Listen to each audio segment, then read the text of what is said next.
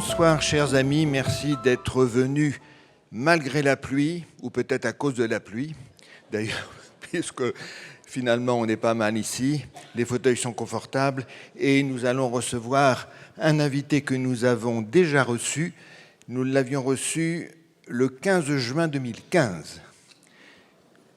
C'était l'été, il faisait beau, nous avions dîné sur la plage, et à cette époque, mais c'était une année pas très confortable pour Marc Trévidic, puisqu'il était à l'époque juge au pôle antiterroriste du tribunal de grande instance de Paris, qu'il a quitté cette année-là selon la loi, puisqu'on ne peut pas passer 10 ans, plus de 10 ans, dans ce poste, et il avait été nommé au tribunal de grande instance de Lille, où il est resté 3 ans, et ensuite il a été nommé à Versailles, à la cour d'appel. Et à cette époque-là, en 2015, Marc Trévidic était venu nous présenter un livre sur le juge d'instruction qui était menacé à ce moment-là et qu'il a sauvé en quelque sorte.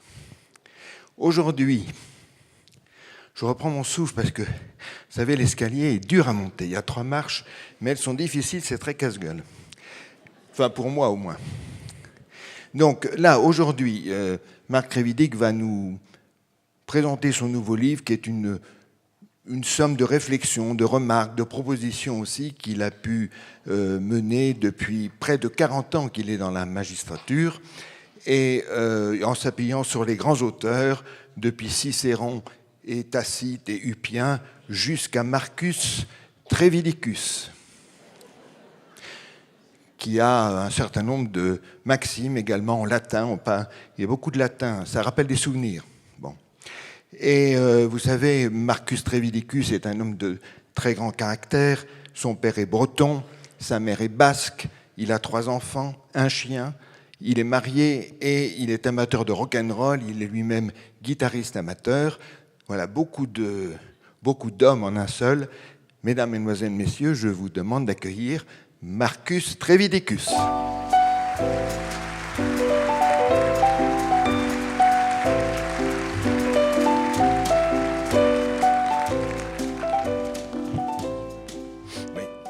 Merci beaucoup de votre accueil. Merci. Alors, Marc Trévidic, vous avez écrit une 12aine de livres, des bandes dessinées, même des romans. Vous avez eu, je crois, le prix de la Maison de la Presse pour un de vos romans. Vous avez même écrit un livre de série noire. Oui, 8e section chez Gallimard. Et puis des livres de réflexion également, des essais sur votre métier. Vous n'êtes pas assez occupé comme ça ? On a du temps libre dans la magistrature ? Eh bien, pas tant que ça, mais simplement, j'écris pendant mes loisirs plutôt que d'aller faire du vélo ou d'autres choses comme ça. Chacun ses loisirs. Ça me permet quand même pas mal de réfléchir à mon travail. Alors justement, les fruits de ces réflexions, vous le donnez dans ce nouveau livre, Justice présumée coupable. Et c'est un livre très sérieux, très grave et en même temps très gai. Même quelquefois, c'est drôle. C'est votre caractère qui est comme ça, malgré les drames, les tragédies que vous avez à juger quelquefois.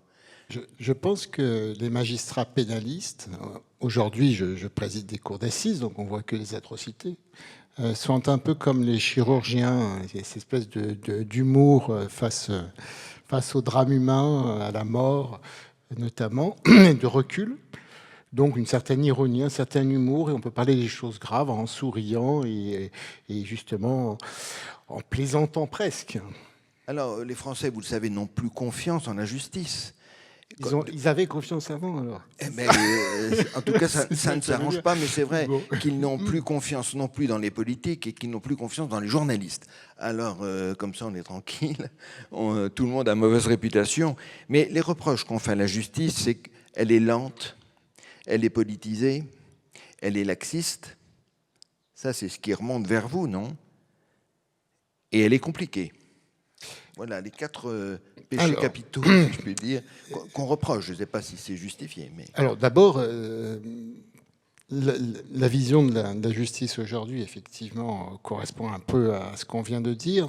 Simplement, la justice est passée dans une période, sur ces dernières années, de crise intense, puisque depuis les années 80, les problèmes de société se sont multipliés. Si on réfléchit bien, la justice avant les années 80, c'était très pépère. La France était pépère. Et donc, il n'y avait pas tous ces problèmes sociaux. Or, tous les problèmes de société se retrouvent devant les juges, d'une manière ou d'une autre. On parle de l'immigration, évidemment, de la délinquance, de l'enfance en danger, des contentieux de sécurité sociale. Enfin, il faut imaginer l'explosion du monde et que tout se retrouve devant nous. Donc, en fait, la justice n'a jamais été préparée et mise à niveau pour affronter rapidement et efficacement tous ces nouveaux défis. Et ce qui arrive à la situation actuelle et ce constat qui est effectivement pas terrible de l'état où nous sommes. Est-ce que la justice a toujours été pauvre? C'est-à-dire qu'est-ce qu'elle a toujours manqué de moyens qui lui sont donnés ou pas par les politiques? Alors, là, on touche vraiment à l'histoire de France. La justice, les politiques se sont méfiés de la justice très rapidement. Et contrairement à ce qu'on imagine, le plus grand conflit qui a pu exister entre le monde politique et la justice, c'est sous la monarchie. Ça peut paraître curieux, mais à partir de Louis XV, encore plus de Louis XVI, les parlements de justice, notamment le Parlement de Bretagne, c'était des parlements de justice, s'opposaient aux ordonnances royales, qui étaient réformistes. Louis XVI était réformiste, il y avait des réformes, y compris fiscales, et qui étaient refusées par les juges. Et ils s'opposaient à la justice. D'ailleurs, il y a un célèbre adage qui n'est pas dans le livre. Dieu nous garde de l'équité des parlements. En fait, c'est simplement pour traduire le fait que la justice voulait simplement maintenir l'ordre établi, et surtout pas de réforme, parce que c'était évidemment des nobles, hein, et s'opposer au progrès. Ce qui fait qu'à la Révolution, plus et sous Napoléon, le système s'est mis en place de méfiance envers la justice, limiter le pouvoir des juges au maximum, création en France, contrairement aux autres pays, des juridictions administratives, tribunaux administratifs, conseil d'État, qui justement sont compétents pour dire si un arrêté, un décret est légal ou pas. Et donc, alors que ce sont des gens qui sortent des mêmes bancs de l'ENA que les politiques, ouais, sa propre justice. Donc tout ça est historique et ce conflit existe avec des hauts et des bas, bien entendu, mais il y a cette méfiance du politique envers le juge qui est très très ancienne. Et qui est très nouvelle aussi, puisque vous concluez votre livre en disant « Nos politiques veulent de la sécurité sans en payer le prix, ils veulent un État fort avec une justice faible. » Oui, alors c'est un constat d'aujourd'hui, parce qu'on parle de la sécurité tout le temps. Mais si on réfléchit bien, comment voulez-vous avoir une sécurité avec une justice faible? Ça peut paraître contradictoire. Et surtout, comment un État peut être fort avec une justice faible, alors que la justice, c'est le pouvoir régalien par excellence. C'est vraiment une des fonctions publiques d'État par excellence. Donc il y a cette contradiction. On ne veut pas une justice forte parce qu'une justice forte peut nous embêter. Et on la laisse faible, mais du coup, elle est faible pour tout le monde. Quelles sont les faiblesses de la justice, selon vous? Alors, bon, effectivement, il y a la problématique des moyens, qu'on le veuille ou non. Alors, ça fait toujours Calimero de dire ça tout le temps, mais on est 3 fois moins de magistrats qu'en Allemagne, par exemple, hein, à population égale. Il y a le fait que la justice française est justement coupée en deux entre les juridictions administratives et judiciaires. Et ça vous plaît pas du tout? Vous aimeriez... bien entendu. Oui. Aux États-Unis, en Grande-Bretagne, enfin tous les pays anglo-saxons, mais la plupart des pays européens aussi, n'ont qu'un seul ordre juridictionnel, ce qui facilite l'efficacité de la justice. Je prends toujours un exemple que je vais vous donner, qui est très concret pour tout le monde. Vous avez une personne qui ne paie pas son loyer. Bon, vous allez voir le juge judiciaire, vous aurez une ordonnance d'expulsion. Il se trouve que cette personne ne paie pas son loyer, mais il n'y a pas de solution de relogement, c'est une personne âgée qui a peu de ressources. Bon, le préfet décide de ne pas procéder à l'expulsion, c'est-à-dire de ne pas prêter la force publique pour que la décision de justice soit exécutée. Qu'est-ce qu'on doit faire en France? Vous devez aller devant une juridiction administrative, tribunal administratif, pour essayer de faire condamner l'État à payer le loyer. Dans des pays qui n'ont pas ce double système, c'est le même juge qui va ordonner l'expulsion et qui va directement condamner l'État à payer le loyer s'il n'exécute pas. Nous, notre procédure, les deux procédures confondues, on en a pour 7-8 ans. Dans un pays, alors pas tous, évidemment, il ne faut pas rêver, mais c'est plutôt 4-5 mois. Alors, encore une fois, il ne faut jamais confondre les problèmes. On peut très bien, quand on est l'État, vouloir faire du social et ne pas expulser, mettre à la rue une famille, etc. Ce n'est pas le problème.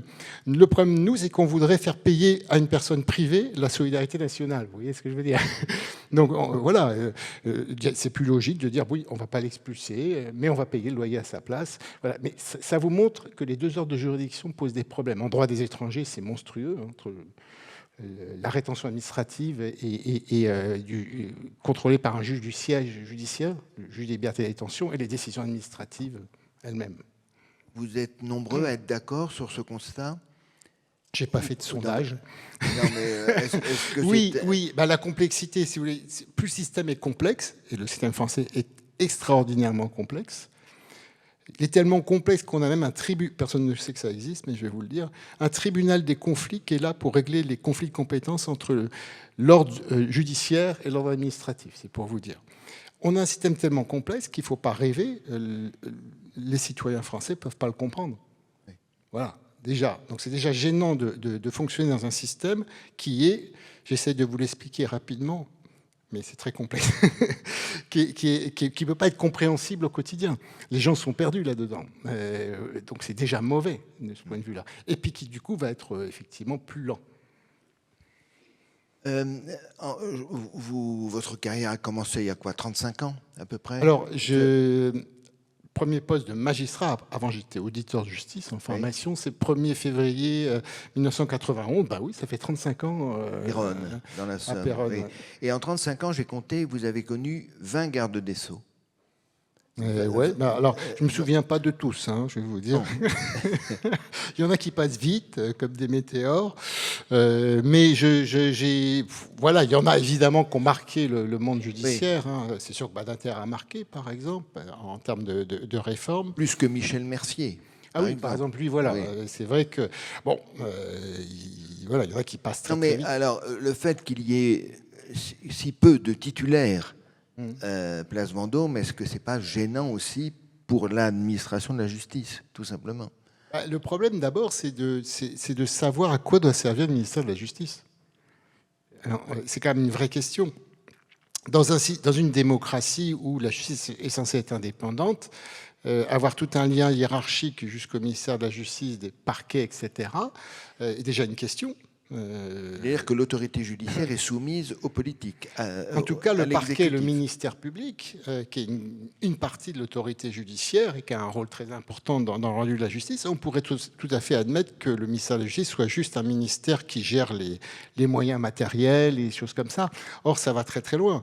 La carrière d'un magistrat, qu'on le veuille ou non, elle dépend énormément de la chancellerie.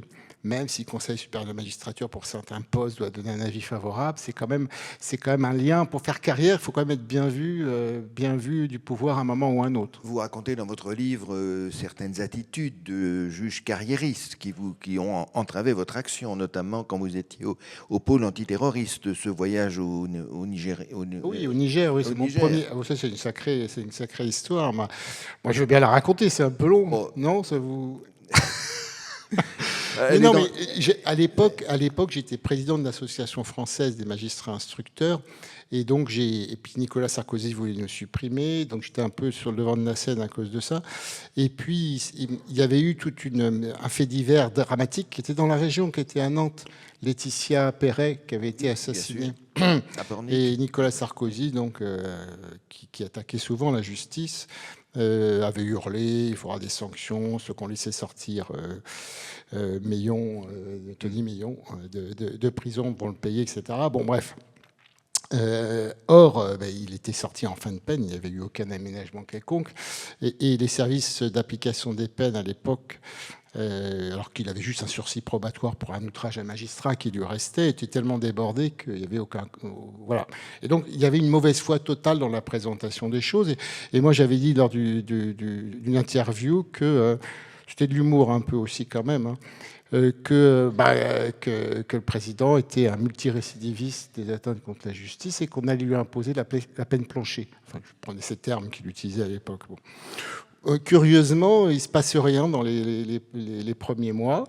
Je n'ai pas de coup de fil de ma hiérarchie pour me provoquer.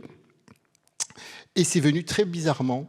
C'est venu 4 mois plus tard. Je devais aller au Niger pour former le pôle antiterroriste.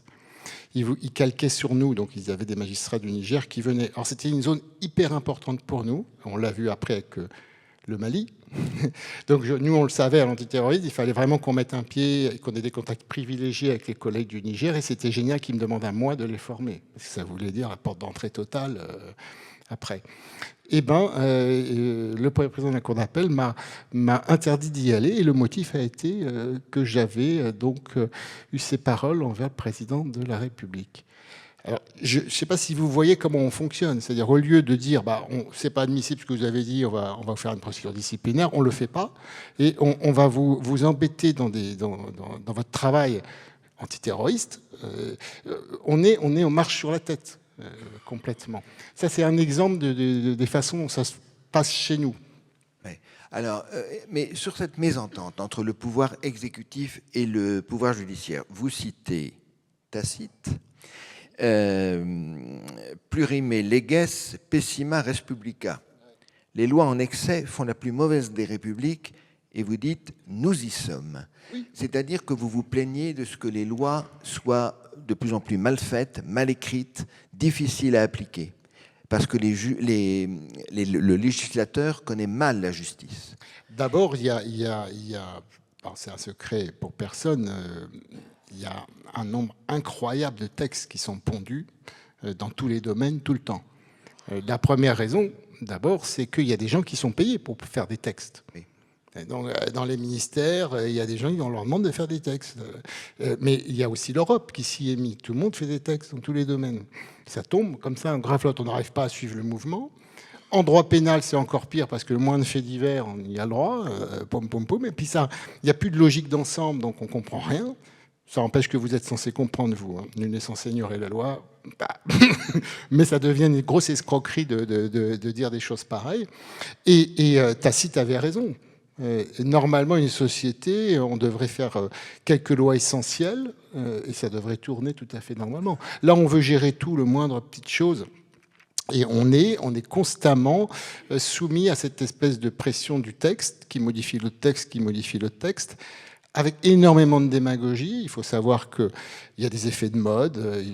Quelqu'un veut avoir son texte. Et il y a surtout aucune analyse de l'efficacité du texte qui a été voté. C'est ça le pire. Et nous, quand on voit dans les cours d'assises, les cours criminels, certains phénomènes se développer, on sait d'où ils viennent. Je prends un exemple, la prostitution. Il y a eu des personnes qui ont brandi l'étendard, droit de la femme, tout ça c'est très bien, c'est horrible la prostitution, donc pas de maison close, plus de tapinage sur la voie publique. Voilà. Qu'est-ce qu'on constate quelques années plus tard? C'est que maintenant, moi j'ai eu aux assises à Pontoise il n'y a pas longtemps une affaire qui est récurrente, c'est-à-dire des jeunes de 12-13 ans qui se prostituent, qui sont en fugue de foyers, de l'ASE, d'éducation surveillée, etc., de familles d'accueil. On leur fait prendre du protoxyde d'azote, hein, et puis tous les jours échangent de Airbnb ou de Formula One, donc ils vont sur des sites sex modèles, etc., un numéro de portable pour les clients. On a un mal fou à tracer tout ça. Et donc on a créé une situation qui est pire objectivement qu'avant. C'est-à-dire que, ok, l'enfer est pavé de bonnes intentions. On veut casser un phénomène qui au moins était sur la voie publique, qui avait un minimum de contrôle possible. Et on crée une prostitution, mais alors vraiment, qui est abominable. Moi, en 35 ans, j'ai vu à peu près ce que c'était. Et maintenant, c'est des filles de 12-13 ans que l'on prostitue en faisant de l'abattage, sans aucun contrôle de qui que ce soit. C'est à peu près tout ce qu'on a gagné. Donc, bien sûr qu'on fait faire des lois, mais qu'on ait au moins l'honnêteté après de se dire, attention, qu'est-ce que ça a donné? Une aggravation ou pas une aggravation? Alors, c'est un problème aussi dont vous parlez, c'est l'âge des victimes et l'âge des coupables aussi. L'âge des prévenus. C'est-à-dire de plus en plus jeunes, des adolescents, enfin des mineurs en tout cas, qui ne risquent pratiquement rien. Mais dès qu'ils deviennent majeurs, aussitôt, le jour d'après, la sanction est aggravée. Oui, là aussi, les Romains étaient un peu plus progressifs que ça. Nous, il y a effectivement l'effet un peu couperet. 17 ans et 363 jours, ça va. 18 ans et un jour, paf, ça tombe. C'est un peu artificiel là aussi. Et puis c'est surtout que les mineurs viennent, une grande majorité de nos délinquants mineurs, bon, disons 50%, sont eux-mêmes des mineurs qui ont été ce qu'on appelle mineurs en danger, suivis par des juges des enfants, parce qu'ils faisaient l'objet aussi de mauvais traitements, de différentes choses. Donc le passage, on le voit, hein, de toute façon assez clair, entre l'enfant en danger maltraité qui devient mineur délinquant et puis majeur délinquant. Donc on connaît un tout petit peu, hein. On a des chiffres là-dessus, des études, et l'on voit qu'il y a quand même un lien de cause à effet assez logique finalement, hein, dans pas mal de domaines, entre l'enfance que nos criminels ont pu vivre. C'est pas tout le monde, hein, loin de là, mais il y a quand même une corrélation assez évidente. Vous trouvez qu'il y a une généralisation du rajeunissement des actes graves, hein. Oui. Attention, les mineurs ont toujours commis, c'est propre à un mineur de faire Des conneries. Des conneries. Mais c'est la gravité des conneries qui augmente. Donc c'est plutôt ça. Faire un petit vol, etc. Bon, ok. Avant, ça pouvait peut-être se résoudre même par le père ou quelqu'un du village qui foutait une grosse tarte aux mineurs, et puis on en restait là. Là, on a tout judiciarisé, et les actes sont objectivement très graves, et notamment, il faut bien le dire, le nombre effarant de mineurs qui commettent des viols. C'est effarant. C'est-à-dire que Cour d'assises des mineurs, c'est vraiment le point culminant dans des tournantes, hein, dans les caves, hein, pas les viols dont on parle, les viols showbiz dont on parle à France Inter, je veux dire, les viols dans les caves, sordides, etc. Hein. Voilà. Et ça, il y a des mineurs. C'est pratiquement que des mineurs. Trouvez-vous la justice trop laxiste ? C'est un reproche récurrent qu'on lui fait. C'est très très compliqué parce que de quelle façon répondre à ça ? Nos prisons sont pleines à craquer. Bois d'Arcy, là, oui. Une maison d'arrêt qui est proche de Versailles, 200% d'occupation. Donc je ne sais pas quoi répondre.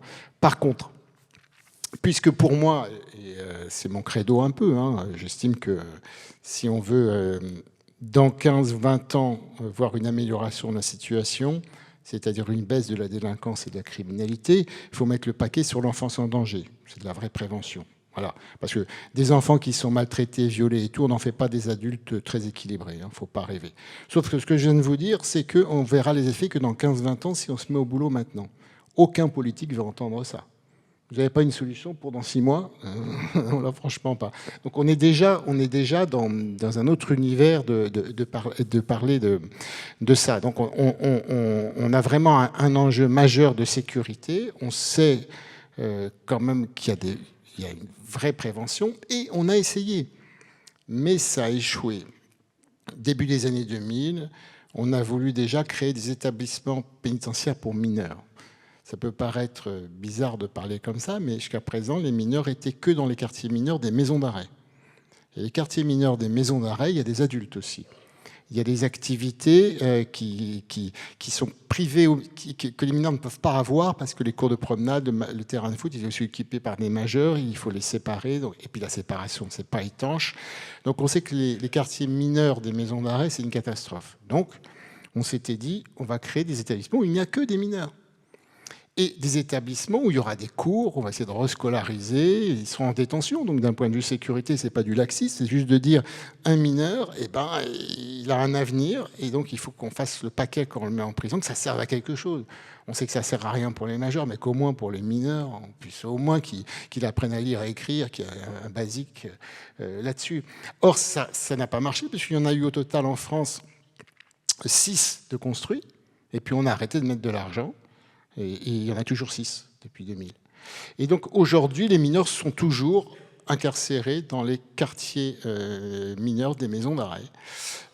On a essayé des centres éducatifs renforcés, centres éducatifs fermés. Donc c'est pas tout à fait une maison d'arrêt, c'est des éducateurs, mais normalement la porte est censée être fermée. Ils vont être fermés eux aussi, parce que c'est un échec. Et surtout, on s'est rendu compte qu'un mineur détenu a au maximum 6 heures de cours par semaine.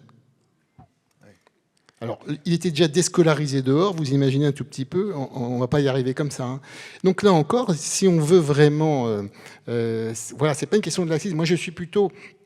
On s'est rendu compte que la récidive des mineurs, je vais rapidement là-dessus parce que c'est un sujet qui me passionne, ça peut paraître curieux, mais comme c'est l'avenir de la France, c'est quand même important, on s'est rendu compte que les peines d'emprisonnement des mineurs étaient trop courtes. Je m'explique. En moyenne, un mineur va rester 2 mois. Qu'est-ce que vous faites en 2 mois alors qu'il est complètement déscolarisé, que lui il faisait du chouf dans son quartier pour de la vente de shit, hein? Vous faites rien. Donc en fait, l'idée générale serait de créer des très bonnes conditions de détention où vraiment on peut remettre à niveau, on peut faire un effort, mais du coup mettre des peines beaucoup plus longues. Et là, c'est curieux parce que là, du coup, dire ça, c'est abominable. Là, c'est plus du laxisme du tout, ce genre de discours, comprenez bien. Voilà, il faut vraiment honnêtement poser les problèmes. Et il y a des solutions, mais il y a tellement de discours politiques, de politiquement corrects, de plein de trucs qui interfèrent pour qu'on n'arrive jamais à discuter calmement de ces sujets-là. Vous dites que le juge aux affaires familiales gère la misère plutôt qu'il ne rend la justice. Alors, ça fait partie d'un constat plus large, mais je l'ai eu effectivement à Lille quand j'ai fait des affaires familiales. C'est qu'en fait, ce que les Français imaginent mal, c'est que bien souvent, le juge, il est incapable de faire le bien, alors il s'efforce de faire le moindre mal. C'est pas très optimiste, hein, vu comme ça. Mais maintenant, vous prenez un juge pour enfants. Ça va être quoi la bonne solution ? L'enfant n'est pas bien dans sa famille, il est maltraité, etc. Mais est-ce que le placement va être mieux ?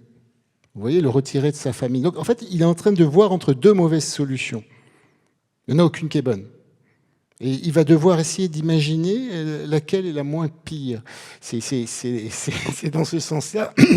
Juge d'affaires familiales. Moi, j'ai été juge d'affaires familiales. Je me souviens d'une anecdote qui m'avait marqué. C'était un divorce entre 2 personnes qui n'avaient pas les moyens de divorcer. Quand je dis pas les moyens, l'un des 2 devait quitter le logement, le HLM, etc. Bon, c'est le mari, évidemment, puisque la femme allait être avec des enfants et il vivait que des allocations. Hein, donc, bon. Et cet homme de 50 ans m'avait dit, moi, je ne demande qu'une seule chose, je voudrais l'attribution préférentielle de la vieille Peugeot, je ne sais plus quoi, toute pourrie, qui vaut rien. Je dis, ouais, madame, vous y opposez ou pas ? Non, non. Hein. Oui, parce que moi, c'est pour dormir dedans. Quand vous êtes juge, prenez ça en pleine figure. C'est-à-dire, vous constatez que, monsieur, madame, vous n'avez pas les moyens de divorcer. Quelqu'un va être à la rue. Et donc, c'est pas facile de rendre la justice dans ces conditions. Alors, on peut nous critiquer, faire ce qu'on voudra. Mais je veux dire, de toute façon, on n'est pas non plus responsable de tous les problèmes de société. Et on fait aussi un peu ce qu'on peut avec ce qu'on a. Est-ce que vous trouvez que la présomption d'innocence existe toujours ? Ou bien est-ce qu'elle est malmenée par la médiatisation ? Ou bien, par exemple, par le fait que les détenus qui n'ont pas encore été jugés sont les plus mal lotis dans les prisons. Là aussi, tout le monde est avec ses grands principes, et c'est vrai. Présomption d'innocence, tant qu'on n'est pas condamné définitivement, on est présumé innocent. Et d'ailleurs, on peut être innocenté. Ça peut se finir par un relax ou un acquittement. Bon. Ce qui est incroyable, c'est que tous ces présumés innocents qui sont en détention provisoire, ce sont ceux qui sont les moins bien incarcérés, les moins bien logés, puisqu'ils sont dans les maisons d'arrêt où ils sont à 3 dans 9 mètres carrés. Ce qui me fait dire avec un peu d'humour, on pourrait au moins faire un effort, voilà, puisqu'ils sont présumés innocents, que ce soit eux qui est finalement l'hôtel le mieux achalandé, enfin le plus confortable. Vous voyez, c'est un peu ce paradoxe. Alors que les lourdes peines, quelqu'un qui est condamné à 15 ans de réclusion criminelle, il va en centre de détention, cellule individuelle, il y a toutes les activités, c'est logique, c'est une longue peine. Mais c'est assez curieux la façon dont on traite des détentions provisoires, alors qu'on a le record d'Europe des détentions provisoires. Il faut être clair, on met très facilement des détentions provisoires en France. C'est pas en attente de jugement, certes, mais donc sur les détentions provisoires, on n'est certainement pas laxiste. On est encore à motiver ça en disant risque de fuite, etc. Ce qui me fait bien rigoler quand je lis ça, parce que le gars, il faut avoir les moyens maintenant pour fuir la justice. Quand j'ai commencé, il y en a qui pouvaient aller en Belgique. C'était compliqué de les récupérer. Aujourd'hui, c'est plus facile de les récupérer en Belgique que dans une banlieue française. Un mandat d'arrêt européen, on l'a beaucoup plus facilement. Donc, tout le monde n'a pas une bergerie en Corse où on puisse passer 4 ans en toute impunité, si vous voulez. Donc, on continue à être sur un peu de cette hypocrisie, alors que le monde a changé radicalement. Et d'ailleurs, même les évadés, on les récupère assez vite, finalement. Oui, mais vous imaginez le gars le délinquant de droit commun ou qui n'a pas de moyens, qui n'a pas d'argent, voulez-vous qu'il aille? Bon, c'est évident que on a. Et puis, il y a eu des idées, il y a eu plein de choses. Les bracelets électroniques, c'est vrai que c'est bien dans l'absolu.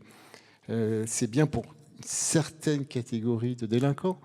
Il a un bracelet, s'il sort de chez lui, ça sonne. Mais une fois qu'on a dit ça, il faut du monde derrière.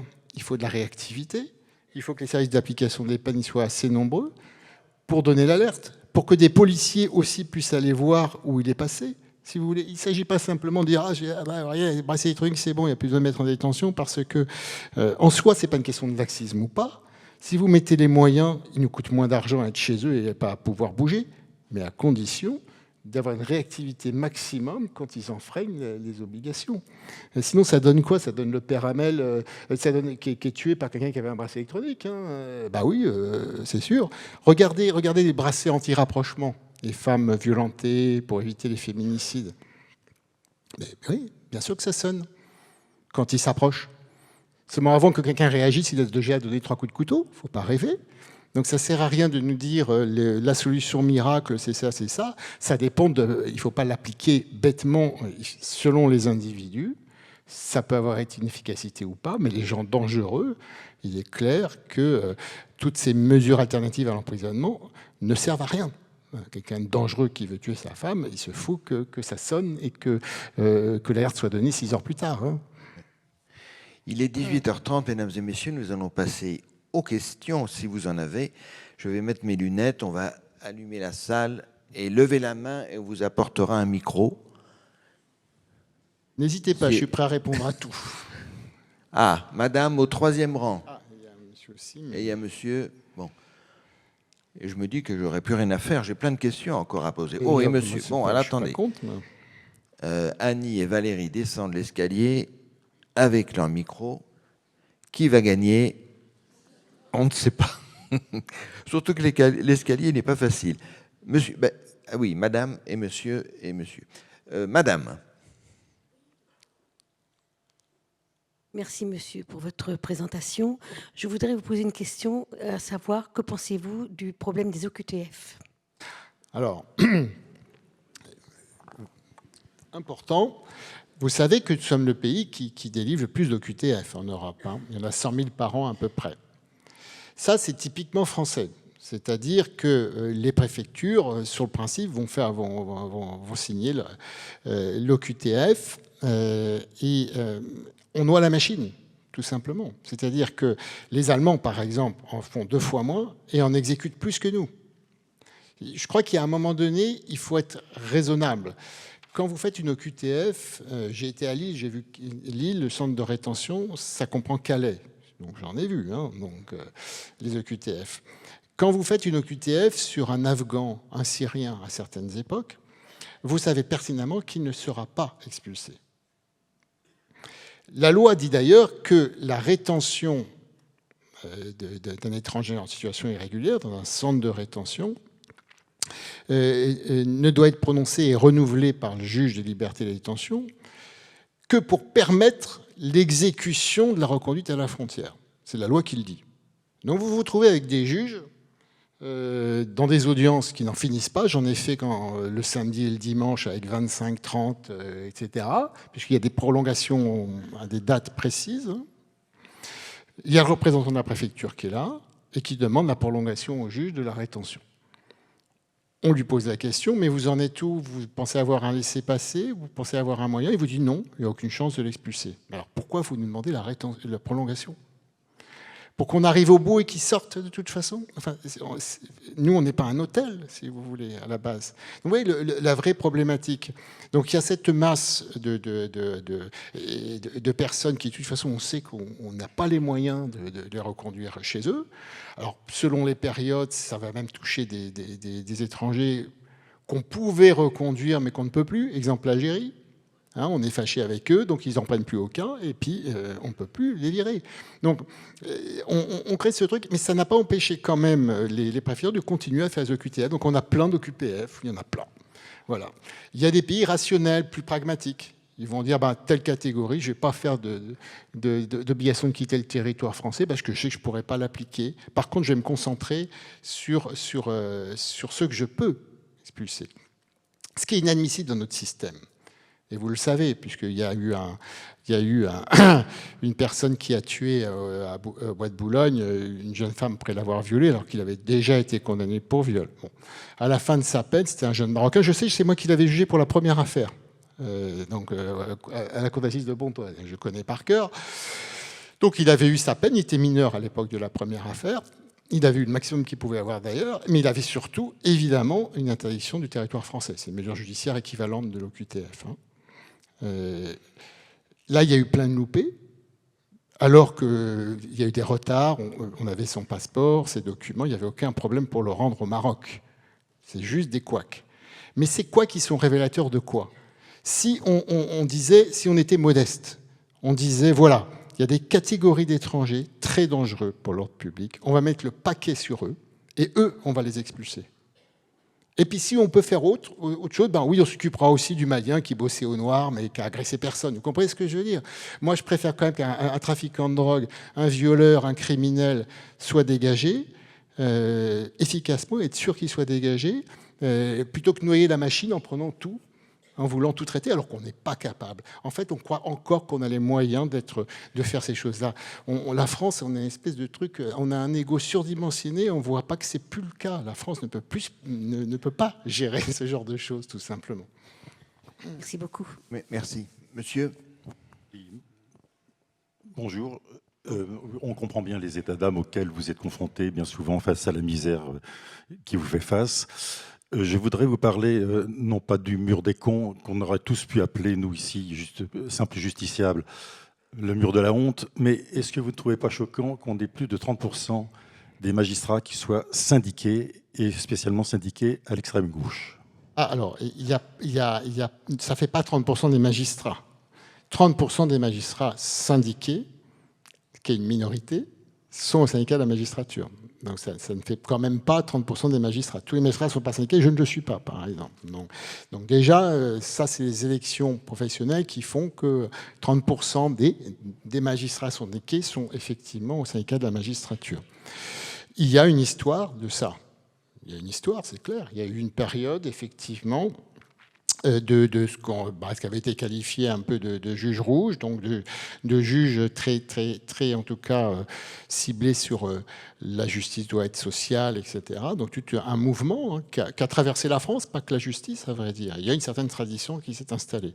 Je pourrais vous dire aussi que ça veut dire que largement la majorité des magistrats ne le sont pas. donc c'est contradictoire. Moi je dis souvent, je crois que je l'avais dit récemment, le mur des cons c'est notre mur des lamentations. C'est le paroxysme de la stupidité que des collègues peuvent avoir. Mais ça reste de la stupidité si vous voulez. On ne peut pas jusqu'à la fin des temps nous ramener sur cette histoire du mur des cons. Maintenant, il est en train de se passer quelque chose dans la magistrature qui est aussi, il y a un troisième syndicat qui commence à monter un peu, qui est plutôt de droite, lui, donc ça commence à s'équilibrer un tout petit peu. Je dirais que je répondrai à votre question tout simplement en disant qu'il faut s'efforcer que l'origine des magistrats soit plus variée, le recrutement soit plus varié. Et là, tout naturellement, ce qui est en train de se passer, à vrai dire, on fait de plus en plus de recrutement extérieur, il n'y a pas que l'école de la magistrature. Donc ça, c'est une chose. C'est d'autant plus important qu'aujourd'hui, il y a trop de magistrats qui viennent de cette école de la magistrature, donc les magistrats étudiants. Or, vous savez que ce que vous êtes en train de dénoncer, vous ne savez pas, demain peut-être, il y aura un renversement complet et qu'à l'école de la magistrature, au contraire, il y aura un enseignement qui, bien loin d'être de gauche, pourrait être complètement à l'envers. Dans les deux sens, c'est pas bon, si vous voulez. Voilà. Donc, il faut, à mon avis, vraiment se poser la question de la formation des magistrats, d'où ils viennent, et diversifier le plus possible. Mais, j'attire votre attention sur quelque chose. Malgré tout, les magistrats viennent de milieux aisés. Classique. Les magistrats aujourd'hui, et depuis 10 ans, sont des femmes. Je parle des sorties d'école. On est à 92%, chaque promo. Les avocats, ça représente 85% de femmes, chaque promo avocat. Donc on sait que dans le domaine du droit, la magistrature se féminise totalement. En soi, vous ne me direz pas de souci, je vous dirais, attention, est-ce que demain, on veut un pays où il n'y ait que des juges femmes? C'est aussi une question qu'il faut se poser. Non pas qu'elles soient moins compétentes ou pas, mais on juge au nom du peuple français.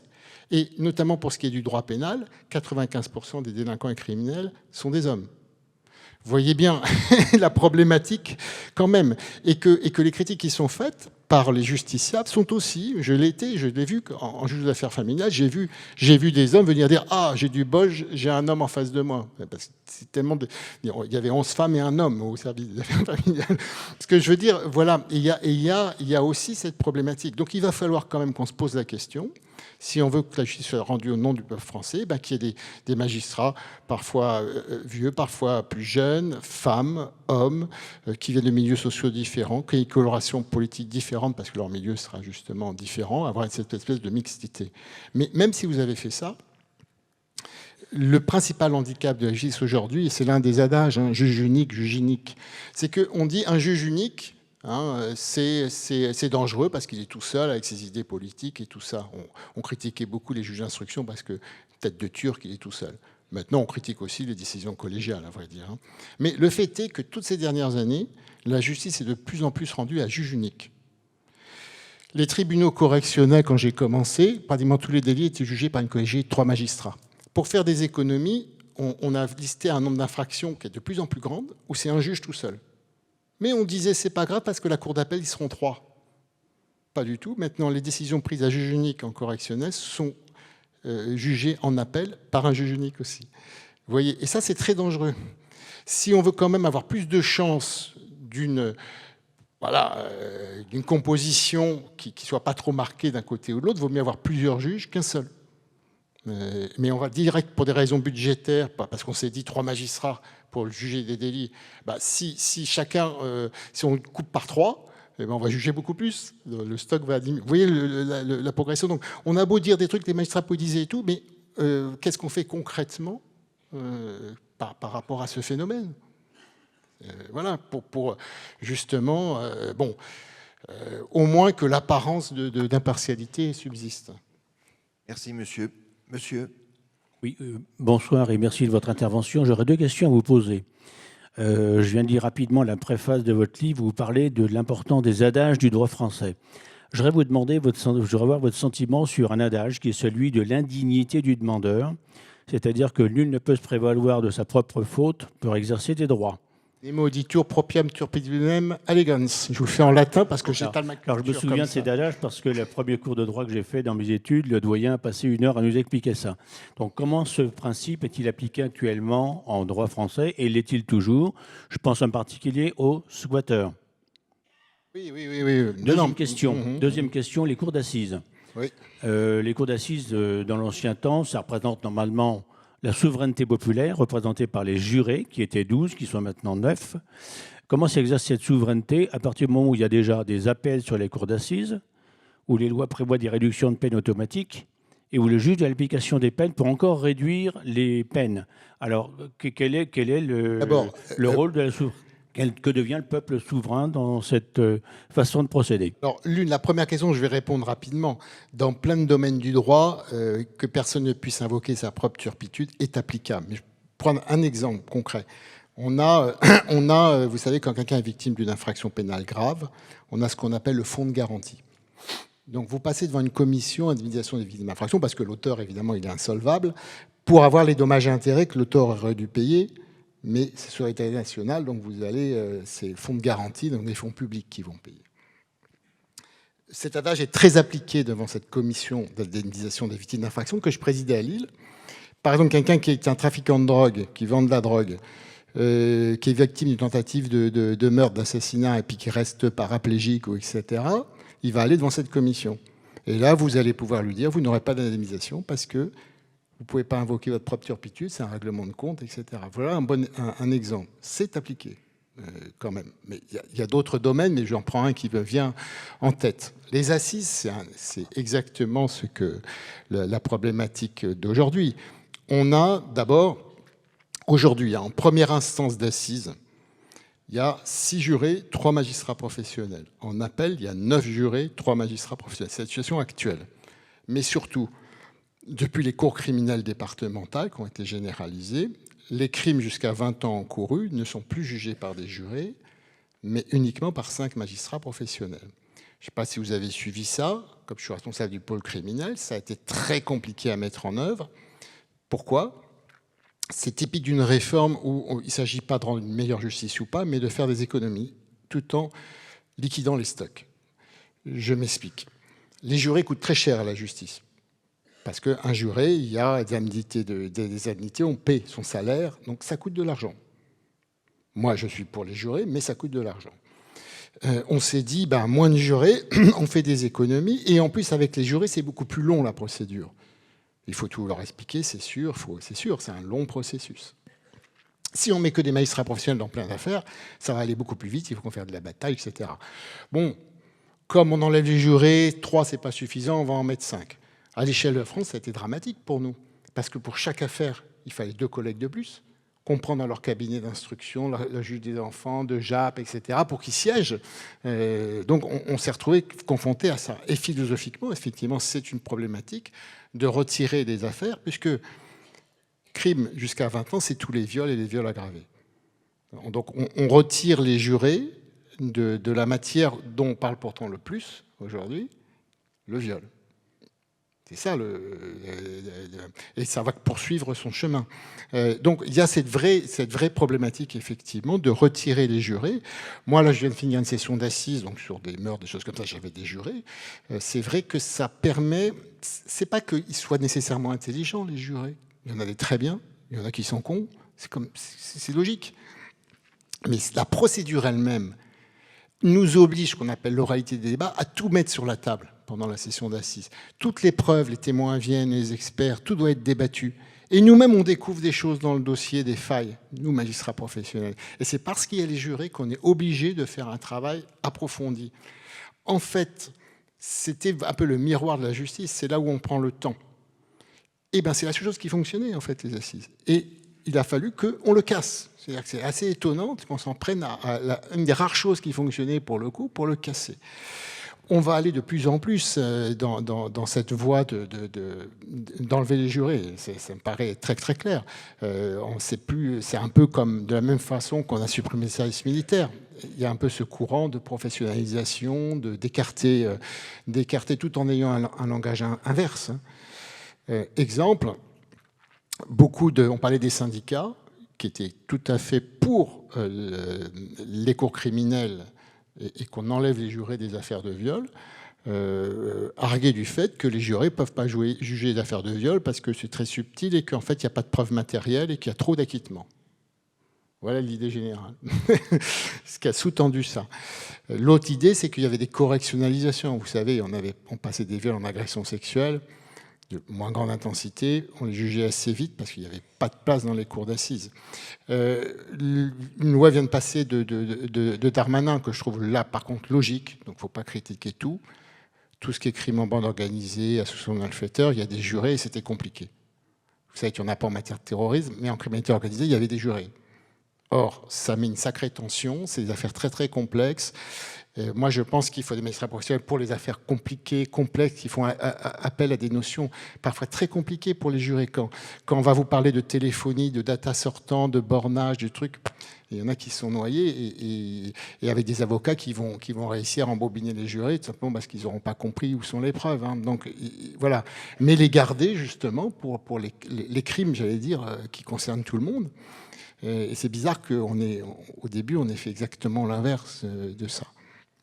Donc voilà, maintenant, que dire hein, c'est toujours la même logique. Hein, il faut que les stocks soient liquidés, qu'on juge dans les délais très rapides. Donc ça veut dire plus d'abattage, et c'est contradictoire avec la présence du juré populaire. On pourrait aussi raisonner en disant, c'est pas grave, on va donner plus de moyens, on créera plus de cours d'assises, etc. Mais c'est pas ce qui a été choisi. Merci. Est-ce qu'il y a une autre question? Oui.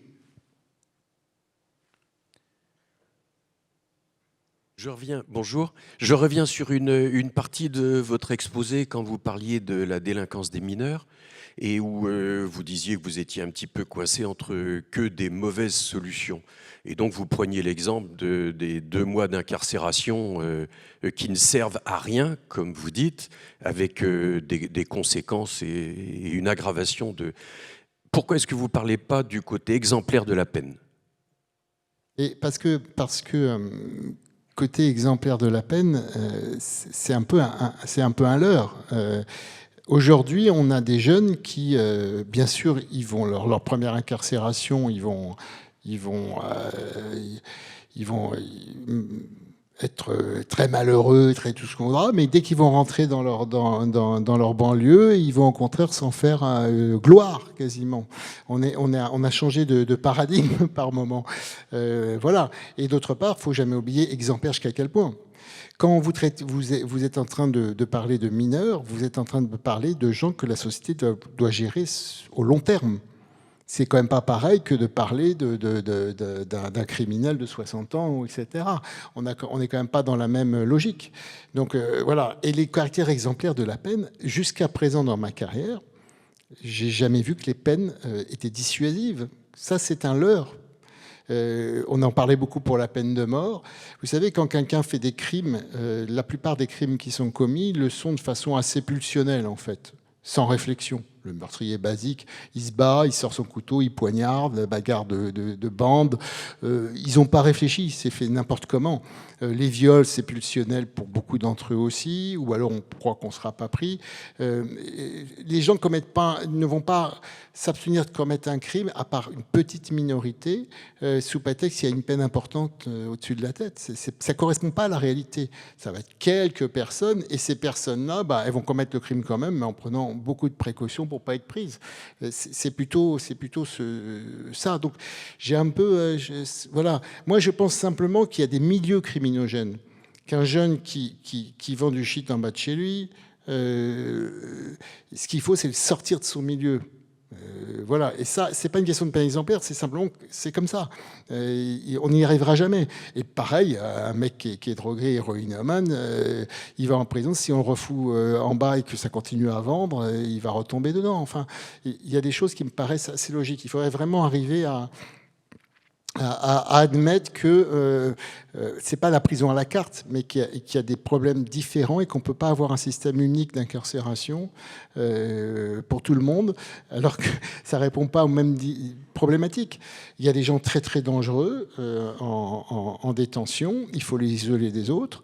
Moi, j'ai eu le problème avec le terrorisme, ça a toujours été un souci. Dès que j'ai commencé dans l'antiterrorisme en 2000, parce que j'étais au parquet avant d'être à l'instruction, il y avait déjà ce problème de ceux qui faisaient du prosélytisme en maison d'arrêt, etc. Et on a tout essayé. Il y a eu l'idée qu'on allait les faire tourner de maison d'arrêt, comme ça, ils ne restaient pas longtemps. Pas du tout, ils faisaient encore plus de petits, j'allais dire. Il y avait l'idée d'isoler totalement, mais pendant combien de temps ? Combien de temps on laisse quelqu'un sans contact du tout extérieur? 2 ans, 3 ans? Enfin, ça posait aussi des problèmes. Il y a eu l'idée désastreuse de réunir, ça a été fait par Fresnes. En 2013, ils avaient essayé de faire ça. Ils voulaient prendre tous ceux qui étaient mis en examen pour terrorisme et les mettre dans le même quartier. C'était absurde, en fait. Parce que dedans, même là-dedans, Il y avait le petit jeune qui était faiblement radicalisé, qui se retrouvait avec des gens qui finissaient le boulot. Tout est complexe dans le milieu carcéral, surtout quand vous n'avez pas de place. Quand vous avez de la place, vous pouvez vous amuser à trouver des solutions. Quand il n'y a pas de place, tout de suite, des faiblement radicalisés sont des radicalisés importants, des faiblement criminels ou faiblement chevronnés vont avoir des gens qui sont plus doués qu'eux. C'est une jungle, en fait, le système carcéral français. Total. Regardez les téléphones portables. Depuis le temps que vous en entendez parler, vous vous rendez compte? Moi, depuis que j'ai commencé à marquer que le téléphone portable existe, j'allais dire presque, on n'a pas résolu le problème. Enfin, c'est ridicule. Je veux dire, il y a évidemment moyen d'éviter qu'il y ait des téléphones portables en détention pour peu qu'on le veuille. Mais le fait, c'est qu'on ne le veut pas. Ça a une espèce de paix sociale que vous avez, voilà. Pourquoi est-ce qu'on ne le veut pas? Parce que dans la masse des détenus en prison en France, il faut bien comprendre, il y a deux solutions. Soit vous créez un système où il y a des téléphones dans la cellule en nombre, mais il faut surveiller. C'est-à-dire que si c'est des téléphones autorisés, il faut pouvoir avoir des gens qui écoutent pour savoir quelle est la personne à l'autre bout du fil. Ça demande énormément de moyens. Soit vous limitez ça parce que vous ne pouvez pas surveiller les conversations autorisées. Il y a des cabines.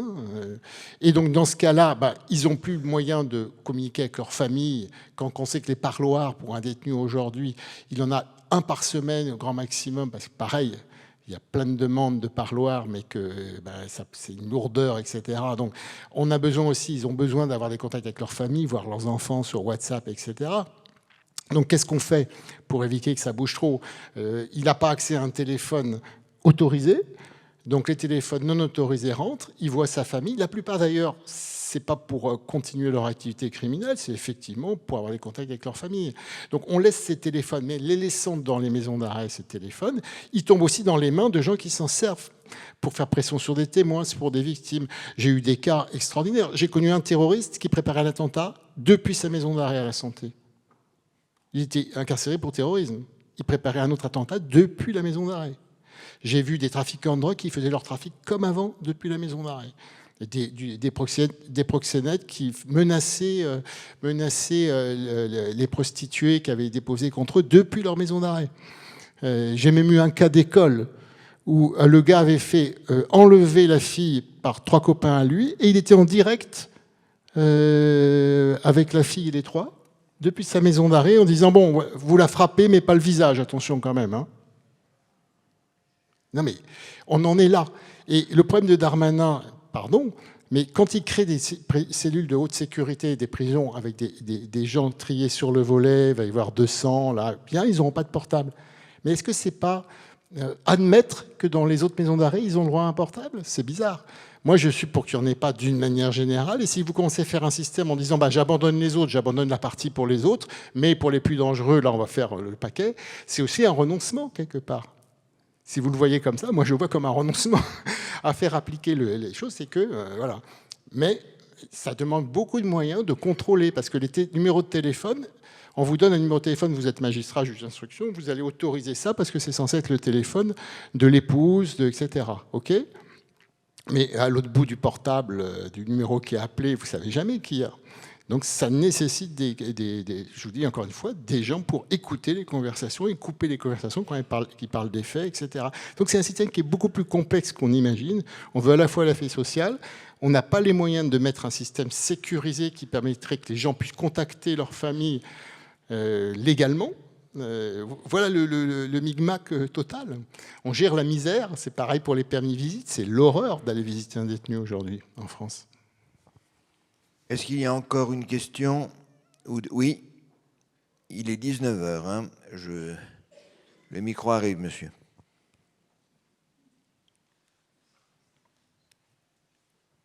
Bonsoir, messieurs. J'aurais une question à vous poser sur ce qu'on appelle la médiatisation de certaines affaires. Oui.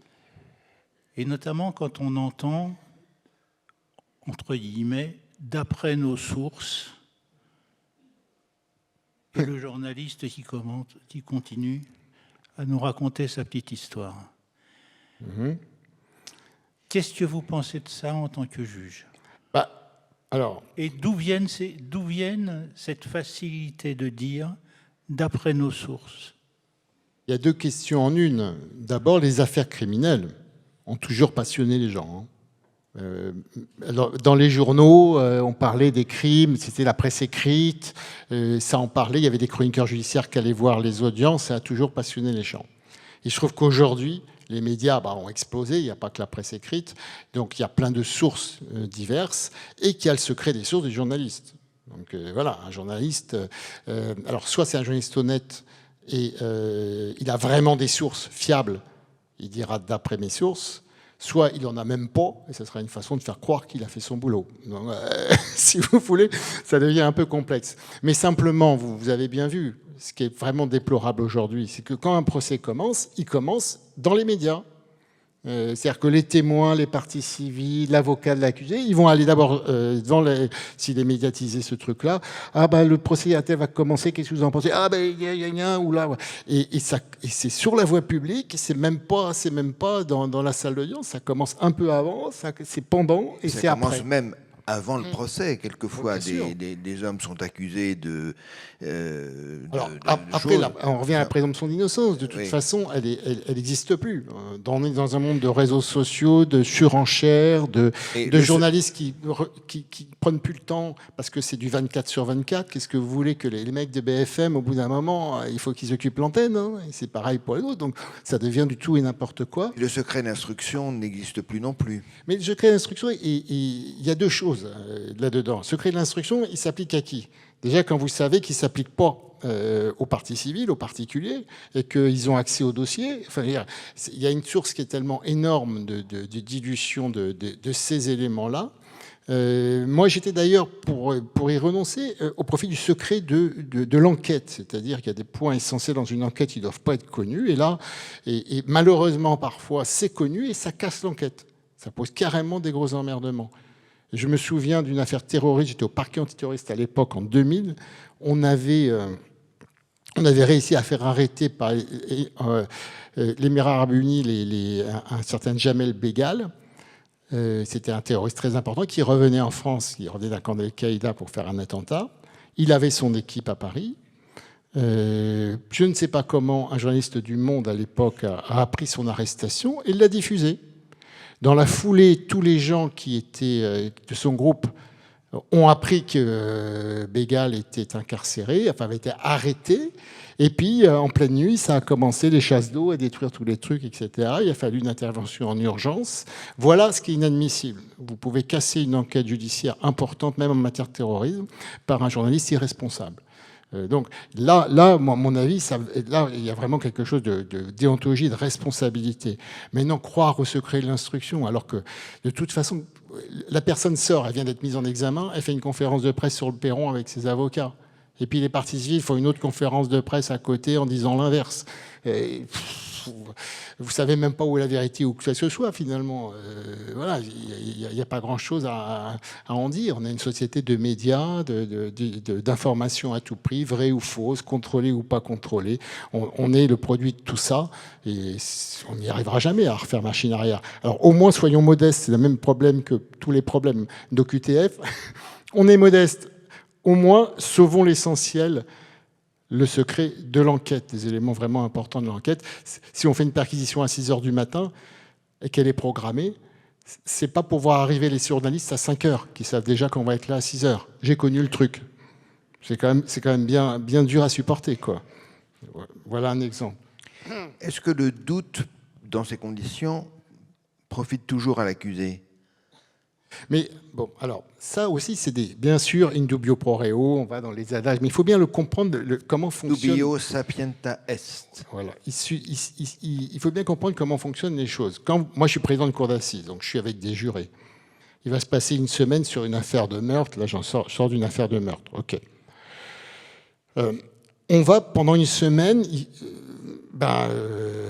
Tout exposé du dossier, les témoignages, les experts, on va montrer des photos, des images, différentes choses, afin que les jurés sache ce qu'il y a dans le dossier.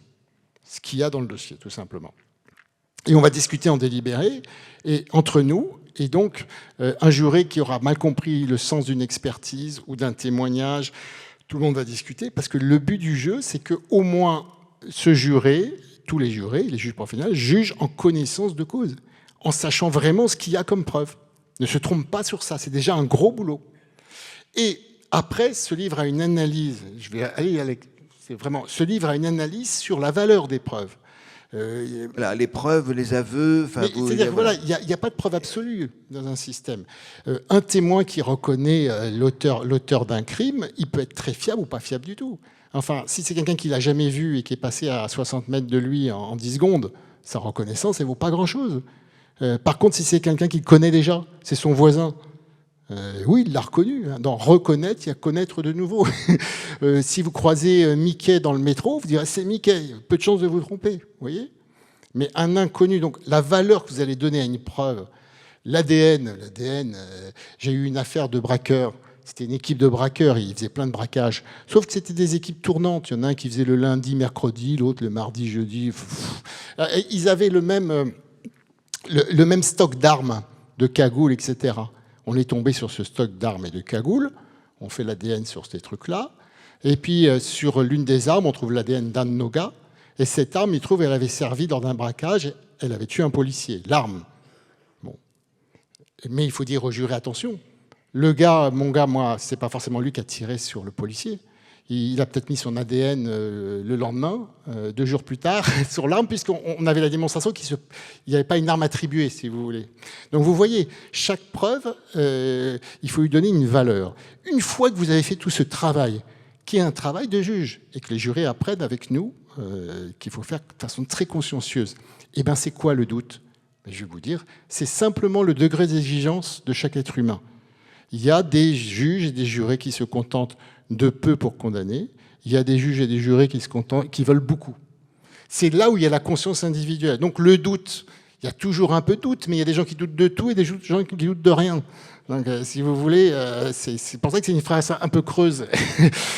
Donc c'est le degré d'exigence de chacun, le doute. Est-ce que j'ai un doute quand même, malgré qu'il y ait des preuves matérielles, qu'il y ait 4 témoins, etc. Ou est-ce que je n'en ai plus?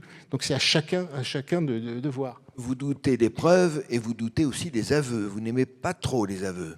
On a vécu sur le culte de l'aveu pendant longtemps parce qu'on n'avait pas de preuves plus solides. Hein. C'était typique en garde à vue, il n'y a pas d'avocat à l'époque, etc. Il fallait toujours en avoir. Il y a eu tellement d'affaires où il y a eu des aveux qui se sont avérés faux. Bon, Patrick Diss en est un exemple, mais il y a eu Emily Dickinson, la petite à Saint-Malo, hein, que Renaud avait repris l'affaire, enfin, Renaud Van Ruynbeck. Et si vous voulez, il y avait un clodo qui était pas loin, qui dormait pas loin du lieu du meurtre.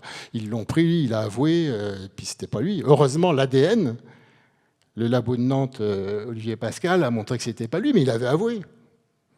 Il y a même des précisions, etc. Donc, voilà, il n'y a pas de reine des preuves, clair. Il n'y en a pas. Dernière question. Oui. Tout à l'heure, vous parliez du manque de moyens dans le système pénitentiaire. Est-ce qu'on peut imaginer des prisons privées? C'est le système au Texas, hein, entre parenthèses. Donc moi, j'avais été voir le système pénitentiaire au Texas, où effectivement, il y a... mais alors, il faut comprendre que c'est pas simplement qu'elle soit privée, c'est qu'il y a tout un ensemble pour rentabiliser, notamment les entreprises, puisqu'on fait travailler les détenus, mais vraiment, pour le coup. Donc, pour que l'entreprise privée y trouve son compte, vous comprenez bien qu'il faut déjà de l'argent public en partie, mais ça ne suffit pas. Et il va falloir qu'il y ait tout un système autour qui va limiter le personnel, donc des investissements de fonds, notamment aux États-Unis, dans la plupart des grands centres pénitentiaires. Vous avez un gars qui est là dans sa cage au milieu, et puis vous avez des grandes baies vitrées où ils sont par gang, parce qu'ils viennent tous mexicains, ils ont des gangs avec des tatouages différents. Ils sont 30 par énormes cellules. Pour la promenade, on ouvre la porte depuis le truc sécurisé. Ils vont se promener, ils rentrent. minimum de moyens, minimum... Vous voyez ce que je veux dire? Ils rentabilisent à fond le truc. C'est assez inhumain quand même. Enfin, je veux dire, l'impression générale donne un peu de malaise, malgré tout, puisqu'on va être rentré dans un truc de rentabilité, donc diminuer les coûts, essayer de les faire bosser sur des choses qui rapportent aux entreprises partenaires. C'est possible, mais... voilà, c'est quand même, c'est assez limite tout de même. Et puis nous, on a aussi un problème, hein, c'est qu'il ne faut pas oublier que le travail forcé est interdit par la Convention européenne. Donc un détenu n'est pas forcé de travailler. On n'est pas tout à fait déjà dans la même configuration qu'aux États-Unis. On ne peut pas obliger quelqu'un à travailler en France dans une maison d'arrêt, donc de produire, donc d'être rentable et pas être simplement une bouche à nourrir. C'est déjà un frein. En résumé, est-ce que vous êtes heureux de la vie que vous avez depuis 1991, la vie professionnelle? Est-ce que c'est devenu plus compliqué? Est-ce que c'est difficile entre 1991 et 2026? Alors d'abord, je préférais 1991 pour plein de raisons. J'avais 25 ans, j'étais plus jeune, j'avais pas mal. Il y avait une beaucoup plus grande liberté, la procédure était beaucoup plus souple. Les experts étaient moins présents. Les experts étaient moins présents. Il faut savoir qu'en 91, il n'y avait pas d'ordinateur, il n'y avait pas de téléphone portable. Il y avait plein de moyens techniques d'investigation qui n'existaient pas. Par contre, j'ai remarqué par rapport à aujourd'hui que les enquêtes ont tendance justement, à cause de ça, à abandonner l'intelligence humaine. Quand vous avez des policiers qui ne réfléchissent plus, il n'y a plus de Maigret et de Colombo. Parce que eux, ils sont en train de visionner des vidéosurveillances, ils ont gelé toutes les vidéosurveillances de la ville pour voir où la voiture était passée, etc. Ils font de la téléphonie, il a Bornéo, il fait quoi? Donc on est sur un truc où il n'y a même plus de réflexion d'ensemble sur comment je vais faire mon enquête. On est à l'antithèse de... Quoique Sherlock Holmes, la science l'intéressait, il y avait des côtés science. Mais, donc les policiers, la façon de percevoir une enquête a aussi radicalement changé. Non, j'étais plus heureux avant. La justice est devenue plus lointaine, plus froide. On a fermé les petites juridictions. On a vraiment cloisonné les tribunaux avec des badges de sécurité, des trucs machin bidule. Les conflits se sont un peu exacerbés aussi entre les avocats, les juges, enfin les différents... Et tout ça parce que tout le monde étant confronté à tous ces problèmes sociaux. Il y a aussi l'idée du bouc émissaire. Mais vous y trompez pas, hein, on fonctionne mal, mais s'il y a des problèmes dans la société, c'est pas à cause des juges, hein, je vous assure. Voilà, on passe pas notre temps à aller chercher à créer des délinquants ou des criminels. Voilà, donc il y a des vrais problèmes de société qui sont immenses et qui n'ont pas été réglés. Et c'est pas les juges qui le feront. En matière d'antiterrorisme, on pouvait éviter des attentats, mais on n'est pas responsable de la radicalisation. Hein. Comme je dis toujours, juge antiterroriste, bah ouais, mon boulot c'était éviter le sommet de l'iceberg, l'attentat. Mais ça ne m'empêchait pas de constater à quel point une partie de la population se radicalisait et que c'était ingérable. Et ça, je n'ai pas de maîtrise là-dessus. Ce n'est pas à moi d'éviter la radicalisation, c'est un problème de société. C'est à l'État de se démerder.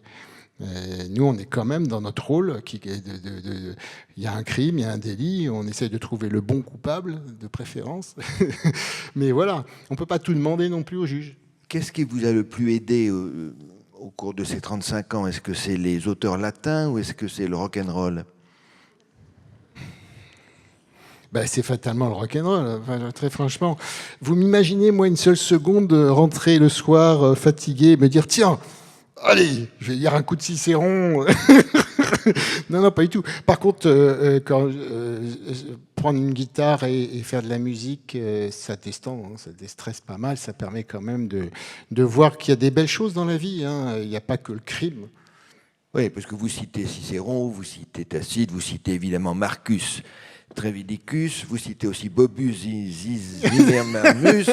Oui, il y a des petits jeux de mots et des petits traits d'humour que j'essaie de disséminer. Bon, après, voilà, je ne les explique pas d'ailleurs, il faut les trouver. Hein. Et votre femme, vos enfants, votre chien, vous les voyez de temps en temps ou comment ça se passe? Parce que... Alors, d'abord, ça dépend des périodes. Là, le système des présidents de cour d'assises, c'est que... quand on est 15 jours en session d'assises, on ne voit pas le jour. Puis après, on prépare les dossiers pour la session d'après. C'est 15 jours, 15 jours, 15 jours. Donc c'est très fragmenté. Donc je les vois quand même, mais par saccade, quoi. Mais ceci dit, quand j'étais en théorie, j'étais à l'étranger la moitié du temps. Donc je voyais encore moins. Je voyais encore moins. Et puis ils étaient plus petits pour ce qui est des enfants. Voilà, mais dès que je peux, je promène ma chienne, hein, si c'est ça la question. C'est aussi la question, bien sûr. C'est quand même ça le plus important. C'est quand même la première personne que je vois quand j'entre, hein, c'est clair. Et c'est la personne qui manifestement, voilà, est la plus heureuse de me voir. Aussi. Et voilà. Et qui ne vous fait aucun reproche. Aucun, bon. Jamais, ouais. En tout cas, merci beaucoup, Marc Trévidic, de tous ces éclairages, de tous ces éclaircissements. On apprend beaucoup de choses. On apprend aussi la différence entre piquer et planter. Ça, dommage qu'on a. Ça, oui, ça, on n'a pas le temps. On n'a pas le temps de voir certaines excuses aussi des gens que vous avez en face de vous pour justifier leur. Juste, ça quand même, c'est important. Juste pour finir, les jeunes, les mineurs, créent leur langage pour déréaliser ce qu'ils font. Vous n'aurez un jeune qui a poignardé un autre jeune de 16 ans qui est mort, va commencer par vous dire je l'ai juste piqué. Vous savez le terme piqué. Puis alors vous poussez un peu le truc, il dira ouais mais j'ai 15 cm dans le bide, piqué quand même. Hein. Bon, ah ouais c'est vrai, je l'ai planté. Et je dis non, c'est ni piqué ni planté, tu l'as tué. Comprends le truc. Et c'est un peu comme dans les jeux vidéo. Enfin, ils trouvent le langage qui fait qu'ils se détachent du crime qu'ils ont commis. Il y a cette espèce de déréalisation. Donc c'est pour ça que c'est pas qu'une anecdote, c'est quelque chose vraiment profond. Oui, et il y en a beaucoup aussi dans votre livre. Merci beaucoup. Merci, mesdames et messieurs. Merci.